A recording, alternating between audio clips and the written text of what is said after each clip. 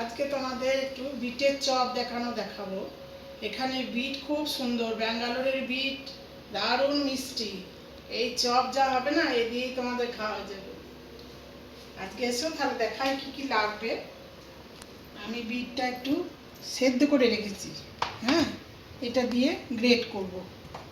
আর বেসন আর একটু চালের গুঁড়ো নিয়েছি। আর এর মশলাটা করব আমি মিক্সিতে, আমি পেস্ট করে নিয়েছি। একটু অলিভ অয়েল দিয়ে এই মশলাটা আছে, একটুখানি আদা, কাঁচা লঙ্কা, একটু রসুন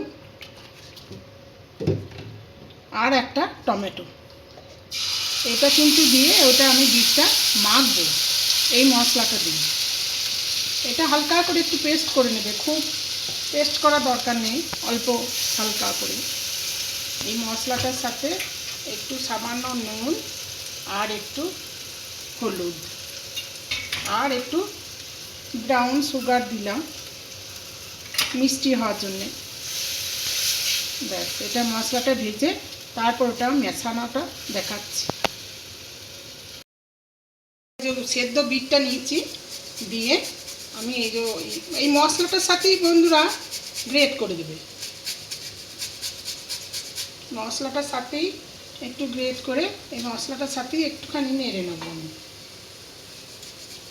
একটা আলু দিয়েছি আর একটু বিট দিয়েছি।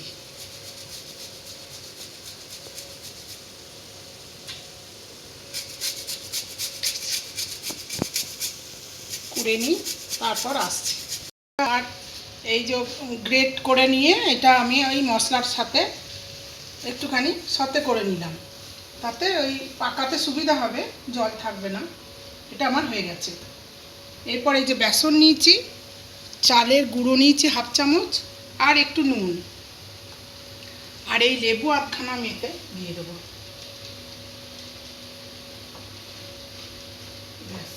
আর এটা আমি দেখো কেমন লাল রং হচ্ছে। এটা আমি একটু জল দিয়ে মিক্সড করে মেখে রাখবো। এটা দিয়েই বড়াটা ভাজবো আমি। হাফ চামচ চালের গুঁড়ো আছে বলে বড়াটা মচমচে হবে। বেসনের মধ্যে বন্ধুরা আমি একটুখানি পোস্ত এই বেসনের মধ্যে ছড়িয়ে দেবো। আমি দেখো গোল গোল চপের মতো করে রেখেছি। এবার এটা দিয়ে, আর কড়াইয়ের মধ্যে আমি অলিভ অয়েল দিয়ে দিয়েছি। বেসনে যে ব্যাটারটা করেছি সেই ব্যাটারে ডুবিয়ে আমি এর মধ্যে দিয়ে দেবো। ব্যাটারটায় কিছু নাই, একটুখানি আমি চালের গুঁড়ো দিয়েছি, নুন দিয়েছি আর একটু গোলমরিচের গুঁড়ো দিয়েছি।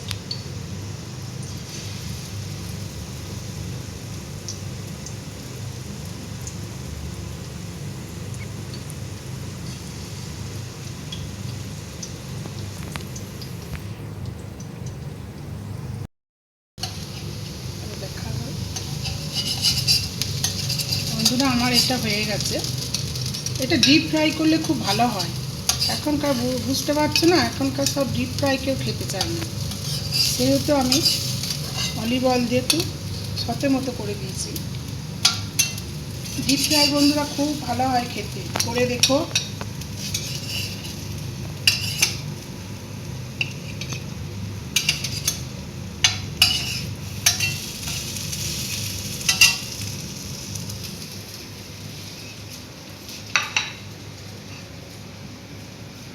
তোমরা খেয়ে দেখো, খুব ভালো হয়, বানাবে, লাইক শেয়ার কমেন্ট করবে।